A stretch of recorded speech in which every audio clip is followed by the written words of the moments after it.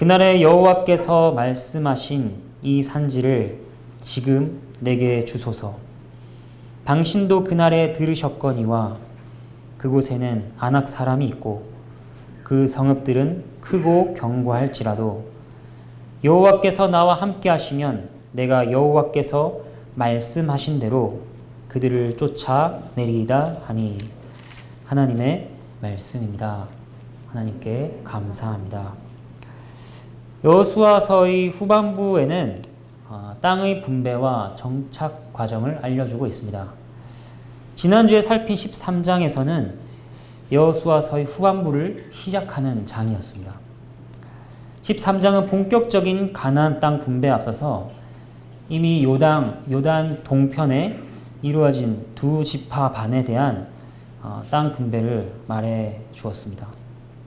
그리고 이어지는 14장에서부터는 19장까지 나머지 9지파 반에 대한 본격적인 가나안 땅의 분배 기사가 나옵니다. 1절부터 5절까지를 한번 보도록 하겠습니다. 이것은 이스라엘 자손이 가나안 땅에서 받은 기업, 곧 제사장 엘르아살과 눈의 아들 여호수아와 이스라엘 자손 지파의 족장들이 분배한 것이니라. 여호와께서 모세에게 명령하신 대로 그들의 기업을 제비 뽑아 9지파와 반 지파에게 주었으니 이는 두 지파와 반 지파의 기업은 모세가 요단 저쪽에서 주었으며 레위 자손에게는 그들 가운데에서 기업을 주지 아니하였으니 이는 요셉의 자손이 므낫세와 에브라임의 두 지파가 되었음이라. 이 땅에서 레위 사람에게 아무 분깃도 주지 아니하고 다만 거주할 성읍들과 가축과 재산을 위한 목초지만 주었으니 이스라엘 자손이 여호와께서 모세에게 명령하신 것과 같이 행하여 그 땅을 나누었더라. 1절에서 5절까지는 가나안 땅의 기업 분배에 대해서 간략하게 말해주고 있습니다. 먼저 누가 분배했는가가 나오고 있습니다. 누가 분배했습니까? 1절을 보면 제사장 엘르아살과 여호수아 그리고 각 지파의 족장들이 분배했다 이렇게 알려줍니다. 그들이 분배한 역할을 감당한 것은 단순히 그들의 영향력이 이스라엘에서 컸기 때문이 아닙니다. 그들이 하는 것이 당연히 마땅한 것처럼 이 일은 이루어지지 않았습니다. 그렇다면 그들이 분배한 일을 맡게 된 것은 무엇 때문일까요? 그것은 하나님께서 그렇게 명령하셨기 때문입니다. 민수기 34장을 보면 이렇게 말씀하고 있습니다. 민수기 34장 16절부터 18절까지의 말씀을 제가 읽도록 하겠습니다. 여호와께서 또 모세에게 말씀하여 이르시되 너희에게 땅을 기업으로 나눌 자의 이름은 이러하니 제사장 엘르아살과 눈의 아들 여호수아니라. 너희는 또 기업의 땅을 나누기 위하여 각 지파에 한 지휘관씩 택하라. 이렇게 말씀하고 있습니다. 이렇게 하나의 명령을 따라 그들은 분배하는 역할을 맡았습니다. 여기서 인상적인 것은 제사장 엘르아살의 이름이 가장 앞에 나온다는 것입니다. 성경에서는 순서가 어떻게 되는지를 통해서 강조와 교훈을 담고 있는 경우가 있습니다. 지금과 같이 제사장 엘르아살이 먼저 나온 경우도 그렇습니다. 여호수아서를 보면 부각되는 인물은 당연히 여호수아라고 할 수 있습니다. 그가 모세의 후계자이며 이스라엘을 이끄는 리더이기 때문이죠. 그렇다면 여호수아의 이름이 가장 먼저 나올 법하지 않습니까? 그런데 제사장 엘르아살이 먼저 언급되고 있는 것이죠. 이것은 땅을 분배하는 이 일이 단지 사회적이고 정치적인 문제가 아니라는 것을 알려줍니다. 그들에게 있어서 이 땅 분배하는 일은 신앙과 관련한 문제입니다. 이를 알려주기 위해서 제사장이 먼저 언급되고 있는 것이죠. 신앙의 관점으로 누가 그들에게 땅을 주셨는가, 누가 그들이 거할 거처를 정하시고 경계를 정하시는가를 잊지 말라는 것입니다. 그분이 누구십니까? 바로 하나님이시죠. 하나님에 대한 신앙과 땅을 분배하는 일은 연결되어 있는 문제입니다. 그들이 어떻게 분배했는지 그 방법도 이것을 잘 드러내 줍니다. 그들은 어떤 방식으로 땅을 분배했습니까? 2절을 보면 제비뽑기의 방식으로 분배했다 이렇게 나옵니다. 이 제비뽑기의 방식 역시 그것이 가장 합리적인 방법이기 때문에 그렇게 한 것이 아닙니다. 하나님께서 명령하신 것입니다. 민수기 26장을 한번 찾아보실까요?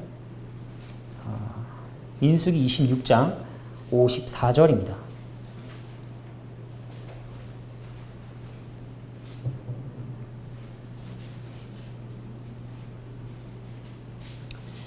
다시 여호수아서로 돌아올 것이기 때문에 여호수아서를 표시해 놓고 민수기 26장을 찾아보겠습니다. 민수기 26장 54절부터 56절까지를 제가 읽겠습니다.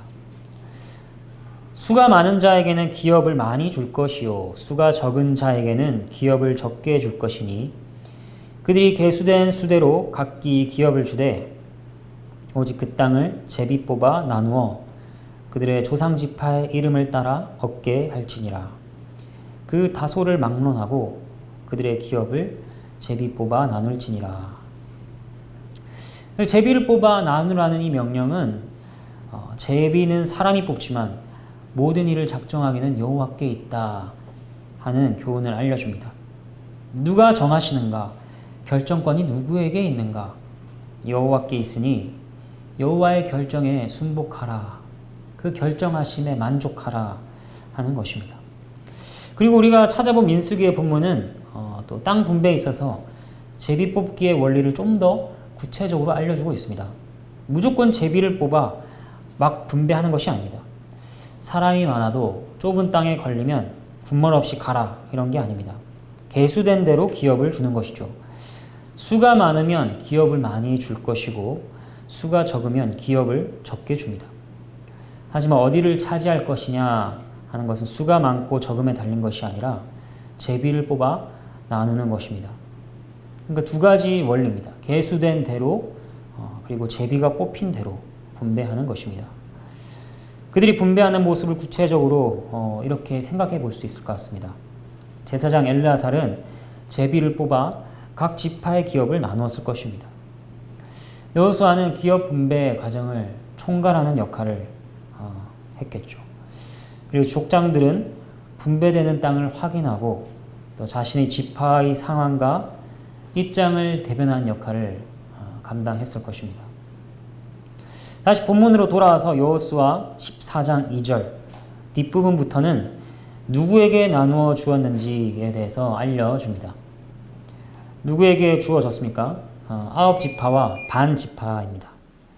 그렇다면 나머지 2지파와 반 지파는 왜 분배해서 빠졌는가? 우리가 알다시피 요단 저쪽에서 이미 그들은 기업을 받았습니다.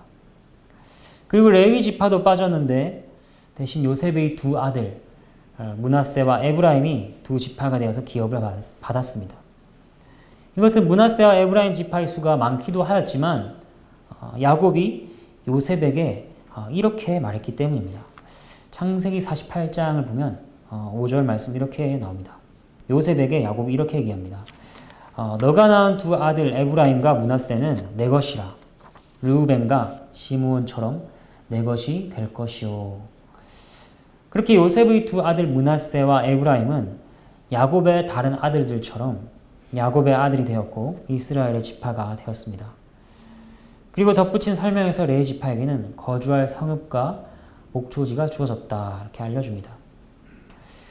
전체적으로 그들의 땅 분배한 일의 핵심은 무엇이냐? 5절은 이렇게 말합니다. 여호와께서 모세에게 명령하신 것과 같이 행하였다는 것입니다. 이것이 땅 분배에 있어서 가장 중요한 내용입니다. 명령하신 것과 같이 행하였다.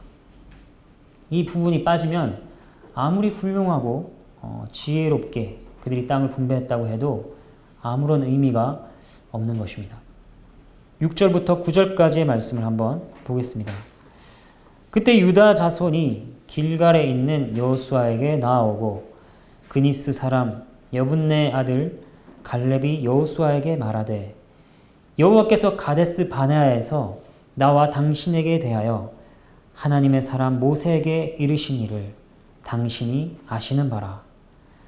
내 나이 40세에 여호와의 종 모세가 가데스 바네아에서 나를 보내어 이 땅을 정탐하게 하였으므로 내가 성실한 마음으로 그에게 보고하였고 나와 함께 올라갔던 내 형제들은 백성의 간담을 높게 하였으나 나는 내 하나님 여호와께 충성하였으므로 그날에 모세가 맹세하여 이르되 내가 내 하나님 여호와께 충성하였은즉 내 발로 밟는 땅은 영원히 너와 내 자손의 기업이 되리라 하였나이다.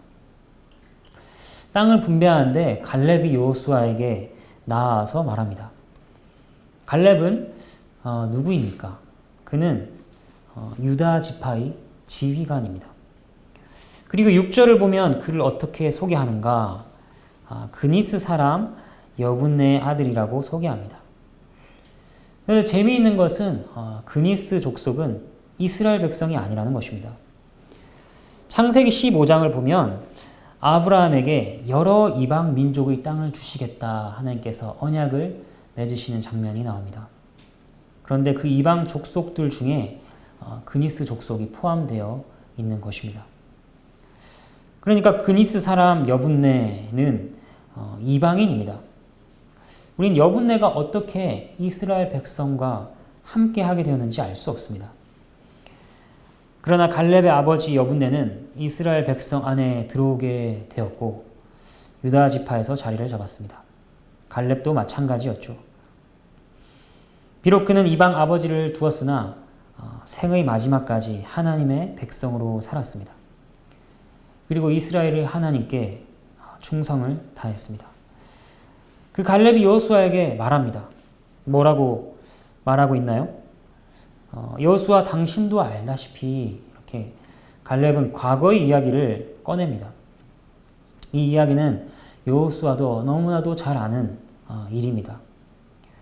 갈렙은 과거 가데스 바네아에서 있었던 일을 여호수아에게 말합니다. 때는 45년 전이죠. 참 오래전의 이야기입니다. 그때 무슨 일이 있었습니까? 7절부터 9절에서 그 내용이 간략하게 요약되어 있습니다. 애굽을 떠난 지 2년째 되는 해에 갈렙의 나이 40세였습니다. 하나님께서는 모세에게 이렇게 명령하십니다. 각 지파의 지휘관들을 가나안 땅에 정탐을 보내라. 이렇게 명령을 하셨죠. 가나안 땅을 취하기 전에 그 땅을 조사하기 위해서입니다. 사람이 많은지 적은지, 적들이 강한지 약한지, 또 땅은 어떤지 알기 위해서 12명의 각 지파의 지휘관을 보냅니다. 갈렙은 이때도 유다의 지휘관이었고 또 여호수아도 지휘관으로서 정탐을 다녀옵니다. 그런데 40일의 정탐을 다녀오고 나서 12명의 보고가 갈립니다. 어떻게 갈렸습니까? 여호수아와 갈렙은 그 땅이 과연 젖과 꿀이 흐르는 땅이다. 여호와께서 함께 계시니 그들을 두려워하지 말라. 그들은 우리의 밥이다. 가서 그 땅을 정복하자. 이렇게 말합니다. 그런데 나머지 10명은 어떻게 보고했나요? 거기에 네피림, 거인들이 있다. 그 중에 특히 거대한 아낙 자손이 있는데 그들 앞에서는 우리가 메뚜기와 같다. 우리가 가면 그들의 칼에 다 죽는다. 그 땅은 우리를 잡아먹을 땅이다. 이렇게 말하면서 그 땅을 오히려 혹평했습니다. 그 얘기를 듣고 이스라엘 백성들의 간담이 녹았습니다. 하지만 갈렙과 여호수아는 여전히 하나님께 대한 믿음을 고백했습니다. 그리고 이 일로 하나님께서는 나머지 10명을 심판하시고 갈렙에게는 이렇게 약속하십니다. 민수기 14장 24절 말씀. 내 종 갈렙은 그 마음이 그들과 달라서 나를 온전히 따랐은즉 그가 갔던 땅으로 내가 그를 인도하여 드리리니 그의 자손이 그 땅을 차지하리라. 그러니까 본문 9절에 나오고 있는 모세의 맹세는 하나님께서 갈렙에 대해서 말씀하신 것이죠. 10절부터 12절까지 말씀을 한번 보겠습니다. 이제 보소서 여호와께서 이 말씀을 모세에게 이르신 때로부터 이스라엘이 광야에서 방황한 이 45년 동안을 여호와께서 말씀하신 대로 나를 생존하게 하셨나이다. 오늘 내가 85세로 돼 모세가 나를 보내던 날과 같이 오늘도 내가 여전히 강건하니 내 힘이 그때나 지금이나 같아서 싸움에나 출입에 감당할 수 있으니 그날에 여호와께서 말씀하신 이 산지를 지금 내게 주소서. 당신도 그날에 들으셨거니와 그곳에는 아낙 사람이 있고 그 성읍들은 크고 견고할지라도 여호와께서 나와 함께 하시면 내가 여호와께서 말씀하신 대로 그들을 쫓아내리이다 하니, 이제 갈렙이 여호수아에게 과거의 이야기를 꺼낸 이유에 대해서 말합니다. 이제 본론으로 들어간 것이죠. 갈렙의 본론이 무엇입니까? 하나님께서 말씀하지 않으셨습니까? 그리고 그 말씀대로 지금까지 나를 살려주셨습니다. 살아만 있는 게 아니라 아주 팔팔합니다. 45년 전과 다를 바가 없이 강건합니다. 내가 전쟁을 할 수 있습니다. 여호와께서 말씀하신 이 산지를 나에게 주십시오. 내가 아낙 사람들을 내쫓고 여호와께서 말씀하신 대로 그들을 쫓아내겠습니다. 이렇게 말합니다. 우리가 이 장면에서 오해하지 말아야 할 것이 있습니다. 제비뽑기로 땅을 분배하고 있는데 갈렙이 불쑥 이런 요구를 하는 것은 제비뽑기를 그가 무시해서 그런 것이 아니라는 것입니다. 자신의 위치나 지위를 확인하기 위한 것도 아니었죠. 질서를 문란하게 하고 자신의 개인적인 욕심을 위하는 것은 더더욱 아니었습니다. 그렇다면 그의 이러한 요구는 도대체 무엇일까요? 그의 요구는 오히려 질서를 세우는 것입니다. 왜 그렇죠? 오래전에 하나님께서 약속하신 바들을 떠올리게 하여서 그것을 지키는 것이기 때문입니다. 그리고 자신이 맡은 바에 대한 책임과 헌신이라고 할 수 있습니다. 그가 지금 달라고 하는 것은 거대한 아낙 사람과 크고 견고한 성읍들이 있는 곳입니다. 이미 정복된 지역이 아니라 어려운 적들을 죽여 없앤 다음에 그 땅을 차지하겠노라고 요청하고 있는 것입니다. 또한 이 짧은 세 구절 속에 하나님과 말씀이 몇 번 언급되는지를 보십시오. 여호와께서 이 말씀을 모세에게 이르신 때로부터, 여호와께서 말씀하신 대로, 여호와께서 말씀하신 이 산지, 여호와께서 말씀하신 대로 그들을 쫓아내리이다. 그의 요청은 집착처럼 보일 정도로 하나님의 말씀을 신뢰하고 따르는 신앙의 고백이었습니다. 우리는 이 구절들에서 45년이 지났음에도 여전히 하나님의 약속을 절절히 바라며 소망하였던 갈렙의 마음을 읽을 수 있어야 합니다. 13절부터 15절까지 말씀을 보겠습니다. 여호수아가 여분네 아들 갈렙을 위하여 축복하고 헤브론을 그에게 주어 기업을 삼게 하매 헤브론이 그니스 사람 여분네 아들 갈렙의 기업이 되어 오늘까지 이르렀으니 이는 그가 이스라엘이 하나님 여호와께 충성하였음이라. 헤브론의 옛 이름은 기럇 아르바라. 아르바는 아낙 사람 가운데서 가장 큰 사람이었더라. 그리고 그 땅에 전쟁이 그쳤더라. 갈렙의 요구에 대해서 여호수아가 거절할 이유가 없습니다. 그는 갈렙을 축복합니다. 이 축복은 어떤 축복이냐? 하나님의 말씀을 신뢰하고 따라가는 자를 위한 축복입니다. 그리고 하나님의 약속과 명령을 오래도록 붙잡고 담대하게 나아가는 용사를 위한 축복입니다. 이스라엘 백성들은 여호수아가 갈렙을 축복하는 이러한 모습을 보았을 것입니다. 그리고 이제 13절을 보면 갈렙이 요구하였던 땅이 어디인지가 나옵니다. 갈렙이 이전에 정탐할 때 밟았던 땅, 그의 기업으로 약속을 받았던 땅, 그곳이 어디인가요? 그곳을 헤브론이다 이렇게 알려주고 있습니다. 헤브론은 전에 기럇 아르바라 불린 곳이다. 아르바의 도시라는 뜻을 가지고 있습니다. 그리고 아르바는 워낙 아낙 사람 가운데서 가장 큰 사람이었다 이렇게 소개합니다.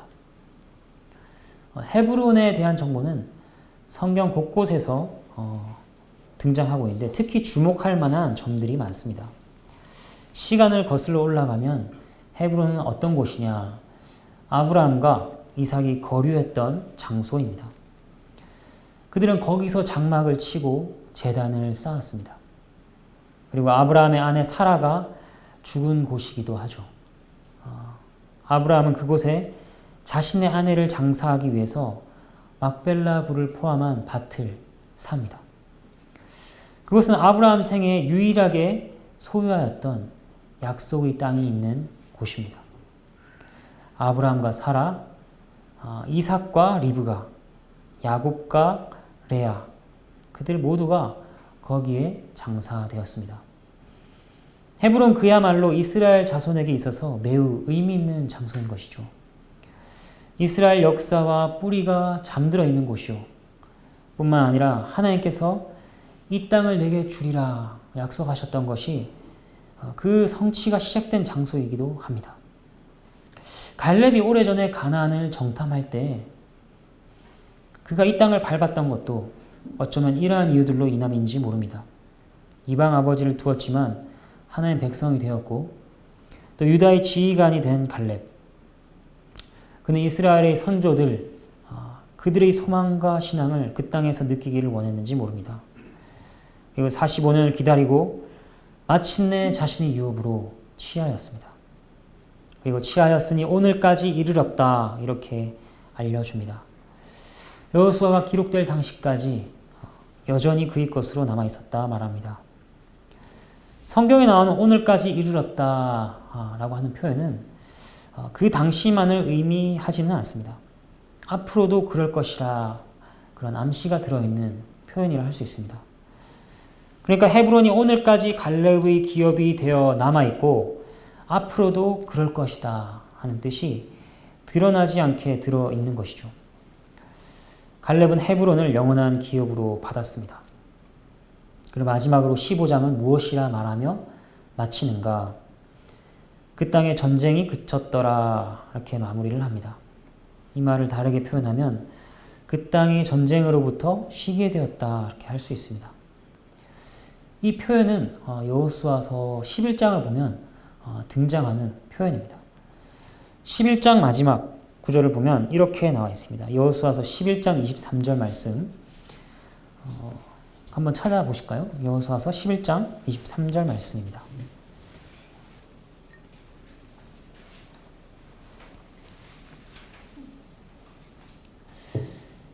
이와 같이 여호수아가 여호와께서 모세에게 말씀하신 대로 그 온 땅을 점령하여 이스라엘 지파의 구분에 따라 기업으로 주매 그 땅에 전쟁이 그쳤더라.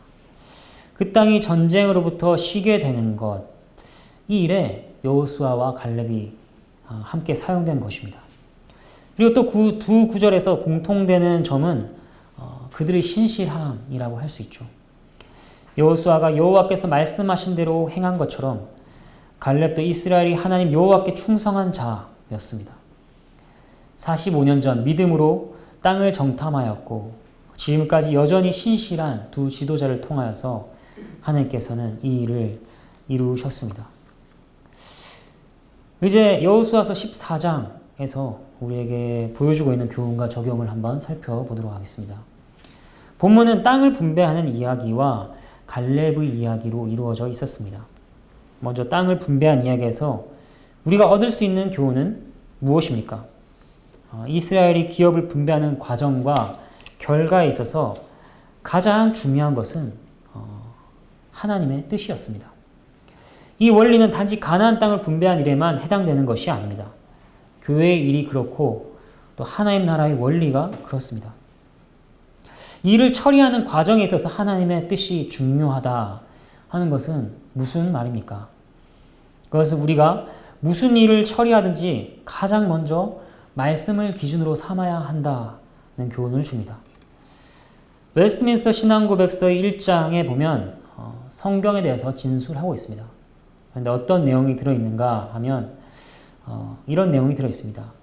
하나님 자신의 영광, 인간의 구원, 신앙, 그리고 생활에 필요한 모든 것에 대한 하나님의 경륜 전체가 성경 안에 분명하게 기록되어 있거나 선하고 필연적인 추론의 기결로 성경에서 이끌어낼 수 있다. 신앙에 대한 것뿐 아니라 생활에 필요한 모든 것이 성경에 분명히 기록되어 있거나 추론을 통해서 성경에서 이끌어낼 수 있습니다. 예를 들어 어떤 직업을 가져야 하는가, 어떤 옷을 입어야 하는가 하는 것조차도 포함된다는 것입니다. 하나님의 말씀을 유의하여서 읽는 자는 성경에서 기준들을 이끌어낼 수 있습니다. 그렇기 때문에 우리는 어떠한 일이든 이렇게 하는 것이 과연 성경적인 것인가? 하나님의 말씀은 이 일에 대해서 뭐라고 말씀하시는가? 질문해야 합니다. 이 일은 우리에게 너무나도 익숙한 일이 아닙니다. 우리에게 익숙한 것은 지금까지 우리 안에 있는 기준과 방법들을 활용하는 것이죠. 무엇이 옳고 그른가? 이렇게 하는 것이 내 스타일인가? 이 내 스타일이 맞는가? 다른 사람들은 어떻게 말하는가? 이런 것들에 우리는 익숙합니다. 하지만 이런 것들이 아니라 가장 먼저 하나님의 말씀으로 달려가야 합니다. 성경으로 달려가 먼저 답을 구하고 그것을 기준으로 삼아야 합니다. 그것이 우리가 보기에 그 방식이 우리 방식에 맞지 않고 우리 기준에 맞지 않는 것처럼 보인다 하더라도 그렇게 해야 합니다. 성경의 권위는 그런 것입니다. 나에게 맞지 않는 것 같지만 하나님께서 그렇게 말씀하신다면 그런 것임을 인정하는 것이 하나님을 경외하는 것입니다. 이것을 정말 우리의 삶 속으로 가져와야 합니다. 하나님의 말씀을 정말 우리의 기준과 가치와 행동 양식으로 삼아야 합니다. 우리가 아직 그 기준들에 대해서 성경에 대해서 모르기 때문에 실수하고 넘어갈 수 있을지 모르지만 우리의 마음의 중심은 그것을 항상 고백하고 그것을 기준으로 삼겠다 하는 것을 하나님께 고백해야 합니다. 그리고 결과에 있어 하나님의 뜻을 따른다는 것은 무엇일까요? 그것은 그분의 모든 결정에 있어서 우리가 경솔히 말하거나 불평하지 말아야 한다는 것을 알려줍니다. 그분이 주신 것에 만족하고 그분이 정하신 바에 대해서 그분을 경배하는 태도로 서는 것입니다. 이스라엘의 분배를 봐서 우리가 아는 것처럼 분배되는 땅은 그들의 공로나 자격을 따져서 갚아주는 방식이 아니었습니다. 오직 하나님의 주권에 의해서 정해지고 은혜로 베풀어지는 방식입니다. 하나님의 주권과 하나님의 은혜, 이것이 하나님의 백성들에게 주어지는 방식이죠. 로마서 8장 28절은 우리에게 이렇게 말씀하고 있습니다. 우리가 알거니와 하나님을 사랑하는 자, 곧 그의 뜻대로 부르심을 입은 자들에게는 모든 것이 합력하여 선을 이루느니라. 지금 여러분에게 주어진 것은 무엇입니까? 혹시 험난한 산지를 배당받으셨습니까? 아니면 황량한 골짜기, 마른 땅을 받으셨나요? 그곳을 기경하고 그 땅을 점령하기 위해서 얼마나 많은 위험을 무릅써야 하는지, 얼마나 어렵고 힘든 일인지 저는 알 수 없습니다. 하지만 주님은 알고 계십니다. 그것을 아시고 여러분에게 맡기셨습니다. 또 이렇게 우리에게 말씀하십니다. 내가 너에게 주는 것이라. 내가 주는 것이라. 그것이 합력하여 선을 이룰 것이라. 이렇게 우리에게 말씀하십니다. 우리는 그분의 말씀을 믿어야 합니다. 그분을 믿어야 합니다. 그 다음 갈렙의 이야기에서 얻을 수 있는 교훈을 보겠습니다. 갈렙의 이야기에서도 당연히 부각되는 것은 하나님의 말씀을 따르는 것입니다. 하나님의 말씀을 따른다는 것이 도대체 어떤 것이냐?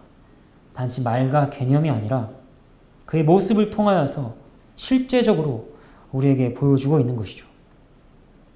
본문에서 하나님의 말씀을 따르는 갈렙의 모습을 뭐라고 말할 수 있을까요? 어떤 특징들을 찾을 수 있을까요? 대표적으로 지속성과 단순성을 말할 수 있을 것 같습니다. 갈렙은 여호수아를 제외한 온 이스라엘 중에 가장 나이가 많은 자입니다. 적어도 모든 백성들보다 20살은 더 많습니다. 그가 40살일 때 20살 이상이었던 사람이 모두 광야에서 죽었기 때문입니다. 그런데 그 85세의 할아버지는 여전히 45년 전의 약속을 잊지 않고 있었습니다. 45년간의 피곤한 방랑 생활 속에서 이제는 좀 쉬고 싶다 이런 마음이 들지 않았겠습니까? 그런 생각이 들었을 법하지 않습니까? 그러나 끝없는 역경 속에서도 그는 하나님의 말씀을 잊지 않았습니다. 그 약속을 붙들고 있었습니다. 아직 이루어지지 않은 그 소망을 안고 견디며 여전히 깊이 간직하고 있었습니다. 하나님의 말씀을 따르는 믿음도 그렇습니다. 세월이 갈수록 색이 바래지고 기억이 흐려질 법한데 신앙은 그렇지 않습니다.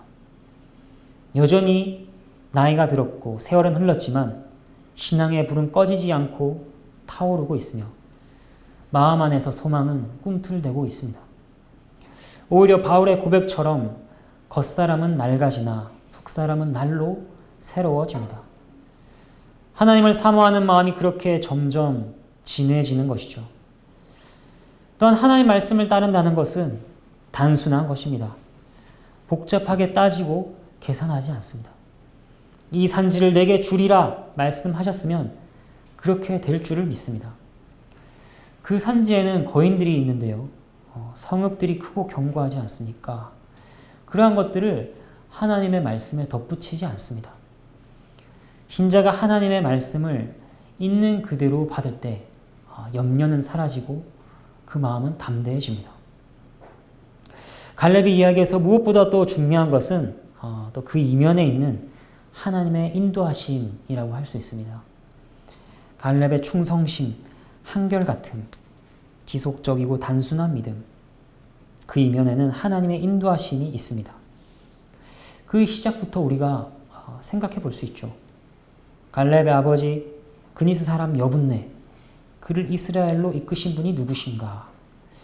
갈렙을 하나님의 백성으로 부르시고 유다 지파의 지휘관으로 세우신 분은 누구인가?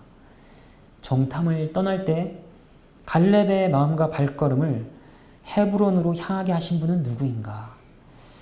정탐에서 돌아온 나머지 10명이 여호와를 거역할 때 갈렙의 믿음을 붙드신 분은 누구이며 수많은 백성들이 계속하여 모세를 거스를 때 갈렙이 그들의 편에 서지 않게 하신 분이 누구인가? 45년간 하나님의 약속을 놓지 않게 하신 분이 누구인가? 85세의 나이에도 강건할 수 있게 하신 분이 누구인가? 최종적으로 그에게 기업을 주시는 분이 누구인가? 다 여호와 하나님입니다. 우리가 민수기 14장 24절을 한번 찾아보겠습니다. 앞에서도 잠시 읽고 지나갔지만 본문의 결론적인 구절이기에 다시 한번 찾아보겠습니다. 민수기 14장 24절 말씀입니다.